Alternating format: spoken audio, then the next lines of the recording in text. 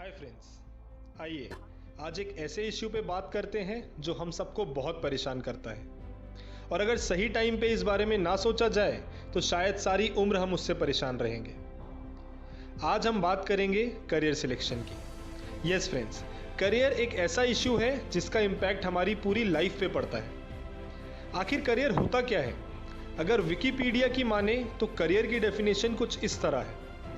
Career is an individual's journey through learning, work and other aspects of life. I repeat, an individual's journey through learning, work and other aspects of life. जबकि हम जब career के बारे में सोचते हैं तो सिर्फ पैसे को ही एक बहुत बड़ा एस्पेक्ट मानते हैं। मैं ये नहीं कह रहा कि हम पैसों को इंपॉर्टेंस देना छोड़ दें, पर उसके पहले बहुत सी ऐसी बातें हैं जिन पे ध्यान देना ज़रूरी है। चलिए बात करते हैं कि एक एवरेज स्टूडेंट के पास कितने करियर ऑप्शंस होते हैं। आप में से कोई कहेगा 3, मेडिकल, इंजीनियरिंग, कॉमर्स। आप में से कोई 5 या 10 करियर ऑप्शंस भी लिस्ट कर सकता है, शायद कोई 15 या 20 भी कर दे। अगर monster.com की माने तो हमारे पास 14,000 से ज़्यादा करियर ऑप्शंस हैं और recruiter.com तो 40,000 से ज़्यादा करियर ऑप्शंस लिस्ट करता है। अब सवाल ये उठता है कि जब इतने सारे करियर ऑप्शंस अवेलेबल हैं तो कैसे आप इनके बारे में जानें और कैसे अपने लिए एक सही करियर चूज करें। इस वीडियो को इसी रीजन के लिए बनाया गया है। अपने काउंसलिंग एक्सपीरियंस को यूज करके हमने एक बहुत ही सिंपल मॉडल बनाया है जिसे यूज करके आप बड़ी आसानी से अपना करियर सिलेक्शन कर सकते हैं। आपको सिर्फ 5 लेटर का एक सिंपल सा वर्ड याद रखना है और वो वर्ड है सत्य। यस फ्रेंड्स, सत्य is our way of career selection, जिसमें हर लेटर का एक मीनिंग है। The first letter S, it stands for sense, which means be aware of your surroundings and sense the opportunities available to you with respect to resources you have. For example, अगर आप commerce के student हैं तो commerce के student होने के कारण आपके पास जितने भी करियर ऑप्शंस अवेलेबल है, सबसे पहले तो आपको उन सारे करियर ऑप्शंस की नॉलेज होनी चाहिए। अगर आप PCM के स्टूडेंट हैं तो PCM के सारे करियर की आपके पास नॉलेज होनी चाहिए and same goes with bio.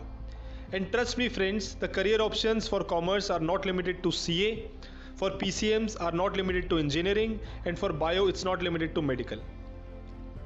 The second letter is A. It stands for SS, which means to evaluate your skill set, your interest and strengths and map them against the career options available to you. जब पहले step के बाद आपके पास सारे career options available रहते हैं तो second step SS आपको ये बताता है कि आपकी स्किल सेट के हिसाब से कौन सा करियर ऑप्शन या ऑप्शंस आपको सूट करेंगे। फॉर एग्जाम्पल, मैनेजमेंट में team work, interpersonal skills, leadership capability require होती है।